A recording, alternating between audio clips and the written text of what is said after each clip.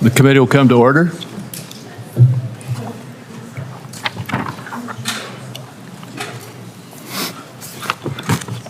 We are meeting today to consider the nomination of Robert F. Kennedy, Jr. to be Secretary of the U.S. Department of Health and Human Services.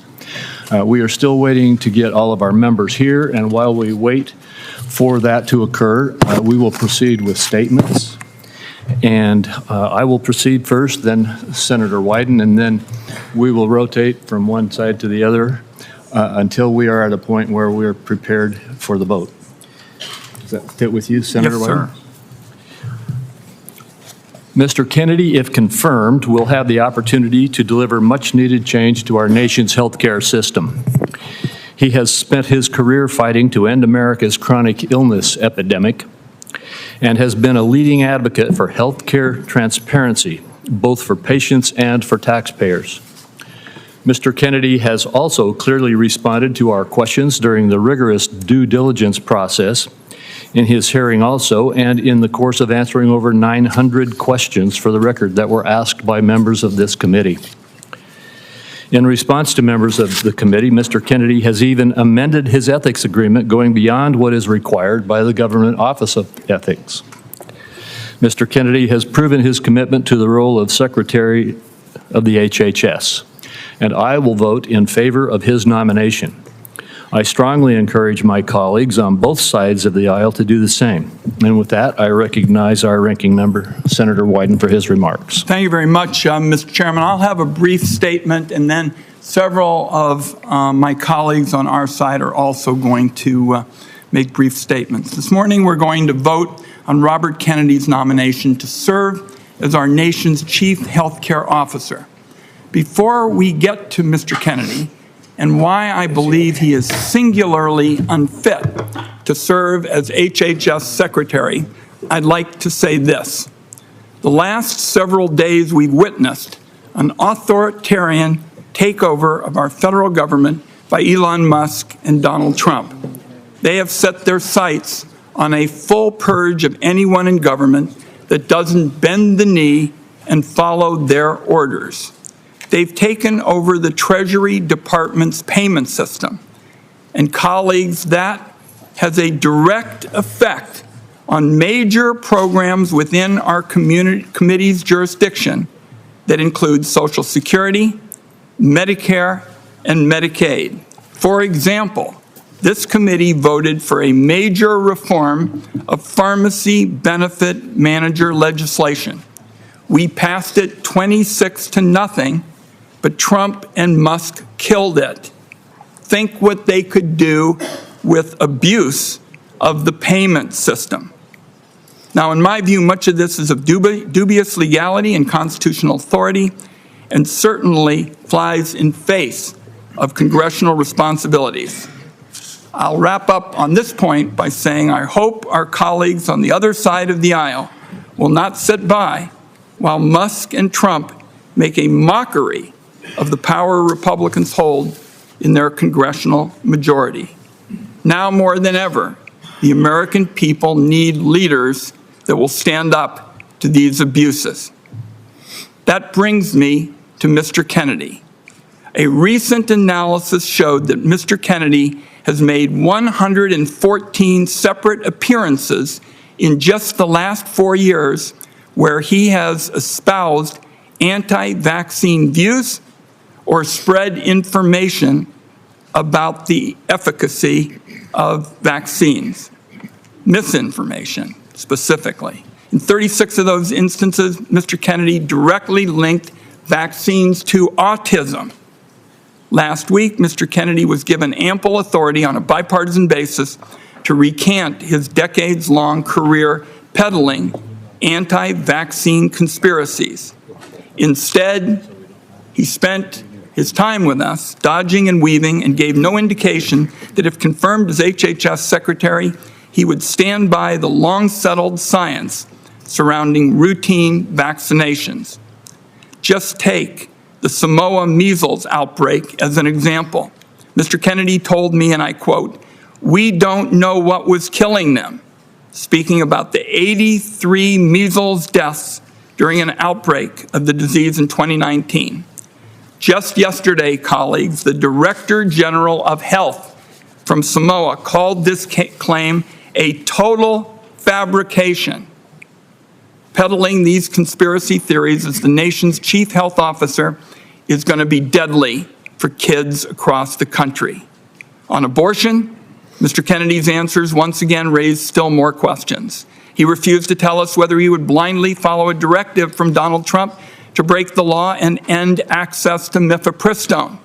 And he seemed to have no understanding of his role in enforcing existing federal laws that guarantee women the right to life-saving abortion care. Mr. Kennedy also failed on several occasions to show a basic understanding of the Medicare and Medicaid programs he would be tasked with overseeing. Colleagues, that alone should be disqualifying. Mr. Kennedy has given us no reason to believe he'll be anything other than a rubber stamp for plans to gut Medicaid and rip health care away from the American people, and be a yes man if ordered by Musk or Trump to take an illegal action. I close with this, colleagues. Today we're going to make a judgment about the future of science in this country. We're going to make decisions that are going to impact the health and well-being of Americans for years to come. I agree, and I say this to my colleagues on both sides of the aisle, that the healthcare status quo needs substantial changes so we get better, more affordable care to patients. And that leaves, given my statement, the question in front of us now that's pretty simple. Do senators want their legacy to include disregarding basic health science and instead elevate conspiracy theorists?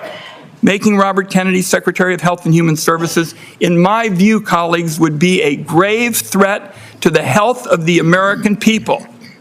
And I urge my colleagues this morning to vote no. So we have everybody here. Can I ask that we do the vote now and then do the comments? Why don't you do the 2 or 3 on each and then we go to the vote?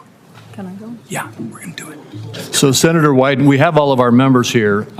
Senator Wyden and I have agreed that we will have 2 or 3 on each side who wanted to make statements do so before the vote. So please, everyone, hold with us while we have those statements made, and then we will proceed to the vote.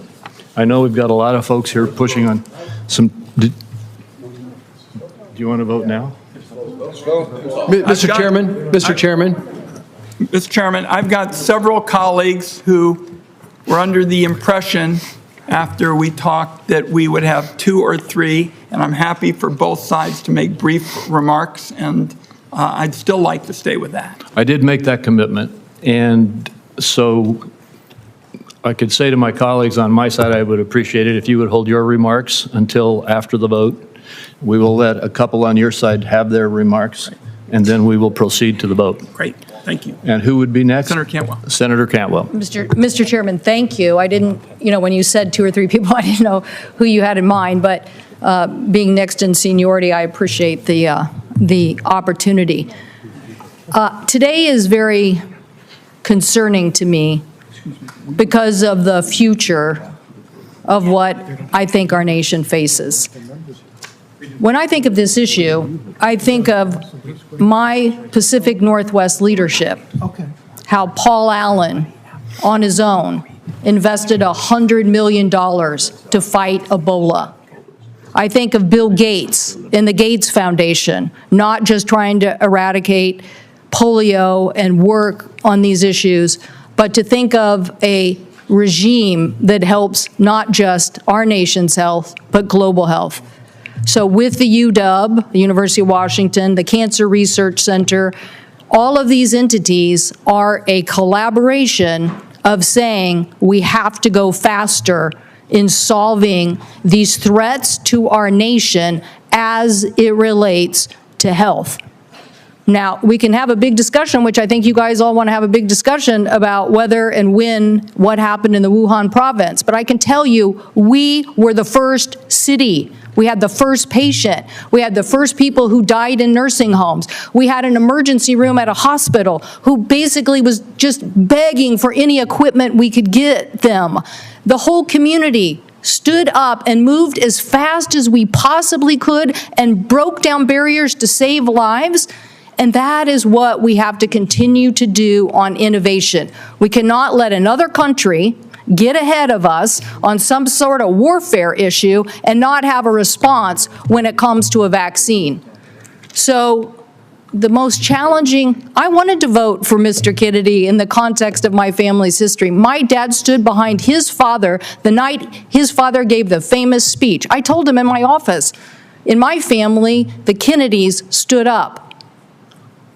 But when he answered Senator Cassidy's question, and he couldn't even give him the answer that, yes, the data is there to support vaccines today. I don't need any more data. All of a sudden, I saw this world that we got affected by in Seattle not being stood up for. I need someone at HHS who is going to say we're going to be a leader in medical technology, science, vaccines. We are going to fight foreign powers. We are going to be there to provide global health. And I don't want a recalcitrant. I need a leader, and that is why I'm voting no. Thank you. Senator Wyden and I have agreed that Senator Warnock will now speak. Following Senator Warnock, we will proceed to the vote, and then anyone else who wants to make remarks will be allowed to make remarks. Senator Warnock. Thank you so very much, Mr. Chairman. At a rally a few months ago, Donald Trump said that he was going to allow Mr. Robert Kennedy to, quote, go wild on health. Go wild. Of all the things that I can think of that I'd like to see a Secretary of Health and Human Services do, go wild is not on the list. Mr. Robert Kennedy is manifestly unqualified for the job he seeks. And in both my live and written questions for the record, he failed to commit to protecting access to affordable health care, failed to commit to protecting the people who are protecting us. The problem that the CDC has is that every day these noble civil servants and workers protect us from dangers that we don't see. And often you don't get credit for protecting people from things that they don't see. I simply do not trust him to oversee the CDC. He's unqualified, and I dare say everybody here knows it. We need a serious person at the helm of the HHS, an agency responsible for about half of the health of about half of all Americans. Mr. Kennedy appears more obsessed in chasing conspiracy theories than chasing solutions to lower health care costs for working families in Georgia and to make sure that we are protected. The last thing we need is a dilettante dabbling in conspiracy theories at HHS. I cannot vote for a nominee who is not going to lower health care costs for Georgians, who is going to undermine basic science in public health, who puts his own interests above the health and the well-being of others. For the health and well-being of all of our families, the people who count on us, to think about them in these rooms of power. I urge all of my colleagues on both sides of the aisle to look past politics and think of country and to find the moral courage to do what's right. Oppose this nomination. Thank you, Senator Warnock. We now have not only a quorum, but all members of the committee are present. I move that the committee favorably report the nomination of the Honorable Robert F. Kennedy, Jr. of California to be Secretary of Health and Human Services. Is there a second? Second. There is a second. The clerk will call the roll. Mr. Grassley. Aye. Mr. Grassley, aye. Mr. Cornyn. Aye. Mr. Cornyn, aye. Mr. Thune. Aye. Mr. Thune, aye. Mr. Scott. Aye. Mr. Scott, aye. Mr. Cassidy. Aye. Mr. Cassidy, aye. Mr. Langford. Aye. Mr. Langford, aye. Mr. Daines. Aye. Mr. Daines, aye. Mr. Young. Aye. Mr. Young, aye. Mr. Barrasso. Aye. Mr. Barrasso, aye. Mr. Johnson. Aye. Mr. Johnson, aye. Mr. Tillis. Aye. Mr. Tillis, aye. Mrs. Blackburn. Mrs. Blackburn, aye. Mr. Marshall. Aye. Mr. Marshall, aye. Mr. Wyden. No. Mr. Wyden, no. Ms. Cantwell. No. Ms. Cantwell, no. Mr. Bennett. Mr. Bennett, no. Mr. Warner.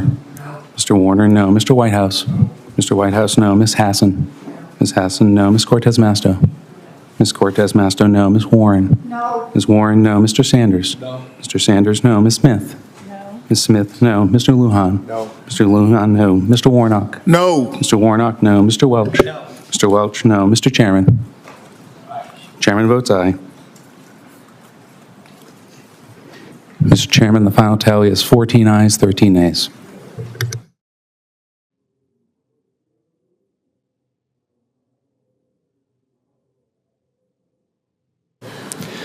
The vote was, would the clerk please restate the vote? Mr. Chairman, the final tally was 14 ayes, 13 nays. The vote was 14-13. The nomination is reported favorably. We will now turn to other senators who would like to make a statement. Since I asked my Republican colleagues to hold off at the outset, I'll go to the Republican side next. First, Senator Tillis.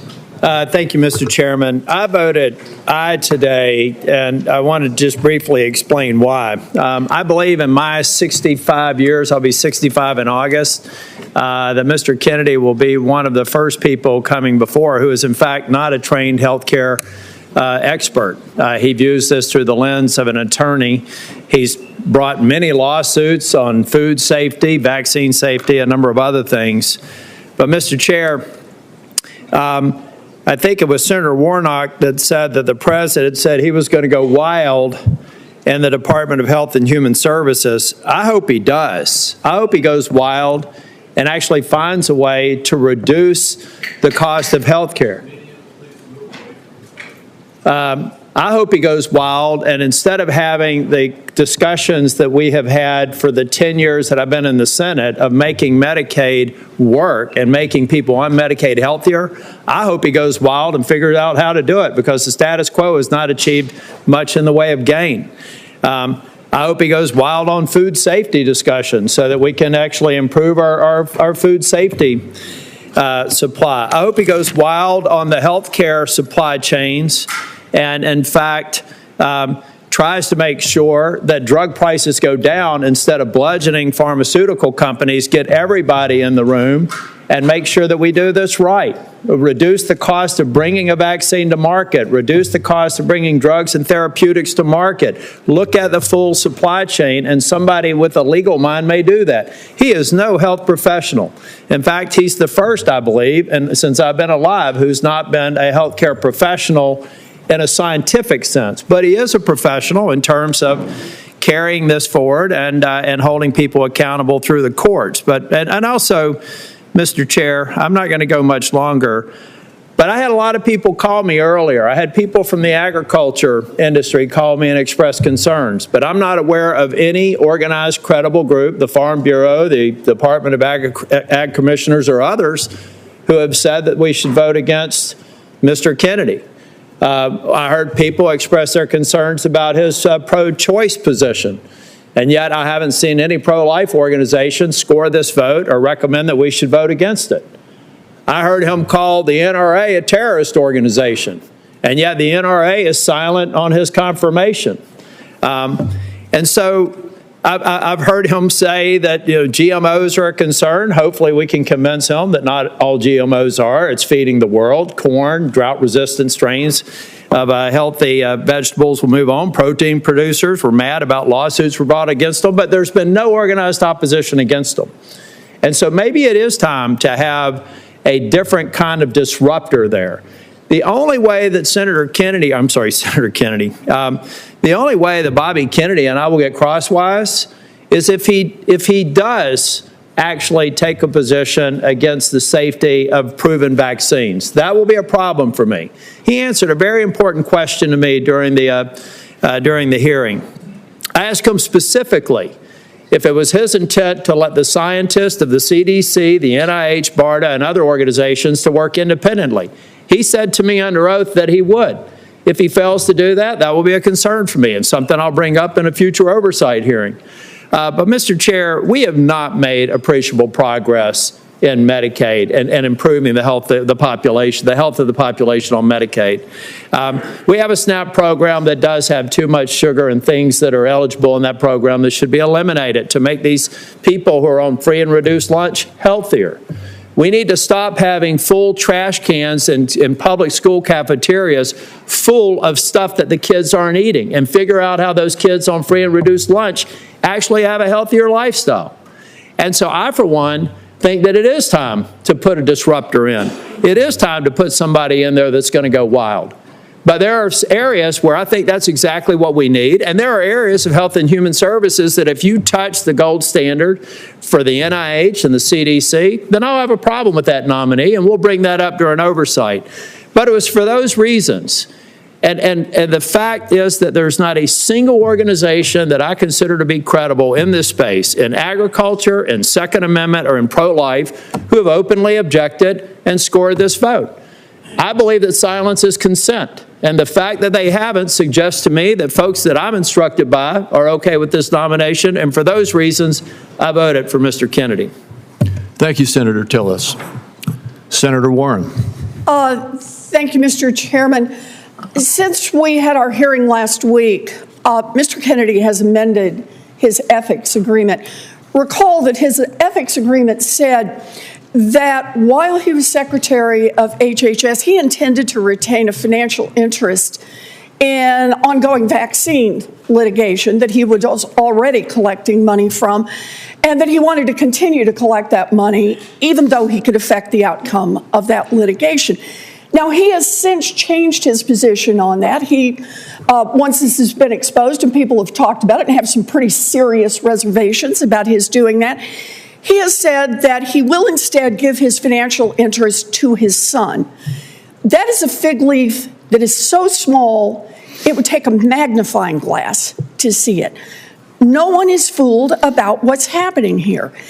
Mr. Kennedy refuses to say that he will not participate in these lawsuits financially the day after he leaves office. And yet, Mr. Kennedy has acknowledged, first, that the American people have a right to know that the decisions you're making are decisions that are in their interest, not in your future financial interest. He has said he thinks that's the right standard, and yet he has figured out how to make money off his anti-vax positions. He's already raked in $2.5 million. He is in a position where he can affect the outcomes by things he does as Secretary of HHS, and yet he refuses to say that he will delay by even a day taking on anti-vax lawsuits the minute he leaves. That is an appalling conflict of interest, and it's one in which the American people can reasonably ask, is Mr. Kennedy's plan to help the American people, or is he planning to use this job to further enrich himself, and he's pointed out with his son, and enrich his family? The importance of this litigation cannot be overstated. This is not only about a private company that gets sued and has to pay out. Vaccine manufacturers often operate on very slim profit margins. If they get sued repeatedly and successfully, they simply move out of the vaccine space. We've already seen this happen with vaccines in the past. 20 years ago, we watched vaccines just move away if they did not have protection from these kinds of lawsuits. The consequence of Mr. Kennedy's ability to make those lawsuits easier is also the ability to shut down access and manufacturing for vaccines for every one of us, and I think that's a terrible mistake. Thank you. Senator Welch, did you wish to speak? I did, yes, thank you. Thank you, Mr. Chairman, Mr. Ranking Member, and thank you, Mr. Ranking Member, for your statement. I want a disruptor in the healthcare system and one leading it. I don't want a destroyer. And there's three issues before any nominee that we have to consider. One is character, another is competence, and a third is priorities. We did not have Carolyn Kennedy here, but she gave a statement. And she said that Bobby was able to attract people through the strength of his personality, his willingness to take risk and break the rules. And those might be desirable qualities if it was accompanied by sober judgment and behavior, because the person who leads a major organization has to have the confidence of the people that work for him. And frankly, some of the things that he did that never explained, a chainsaw taken off the head of a whale, dumping a bear in Central Park for his own amusement. These are just weird things. And we never really got into the character issue of what is required for a person who runs such a major department. The competence question, this is all on a wing and a prayer and a hope. There's no record of Mr. Kennedy having experience in managing a large organization in medicine, no experience with science, and none of the prior experiences required not only to run a major organization, Health and Human Services, but also the CDC, the NIH, and all the other organizations that are under the umbrella of healthcare. And by the way, on the competence issue, let's be candid. This was a deal where Mr. Kennedy was running for president as a Democrat. He lost, and he approached President Trump to make a deal, and for political reasons, the deal was made, and the appointment was going to be that he's Health and Human Services. The president has a right to make that deal. Mr. Kennedy can seek it, but it doesn't translate into competence. And the third is priorities. The priority for Mr. Kennedy is about the vaccines and his theory of that. And we need reliable vaccines and not a conspiracy theorist on that. But you know, the healthcare system is not working for the American people. It is too costly. Our employers who care deeply about providing employer-sponsored health care can't afford these premiums. The folks who are getting their insurance on their own can't afford it. Even Obamacare is getting so expensive because the prices are escalating constantly with pharma expenses, with the providers having it, with private equity getting into health care. Mr. Kennedy's priority was about his view of vaccines. It was not about making health care more affordable and accessible. And in response to really a very direct and easy open-ended question from Senator Cassidy, Mr. Kennedy showed a woeful ignorance, even between the difference between Medicare and Medicaid. So we have a healthcare system that is not serving, as it should, the interest of American citizens, of American businesses, and American taxpayers. And I, after this hearing, did not have confidence that Mr. Kennedy would be the one to lead us to a better future. Thank you. Thank you, Senator Welch. That concludes the remarks that senators have requested to make, and hearing nothing further, I'd like to thank all of our members for attending. This Finance Committee stands adjourned.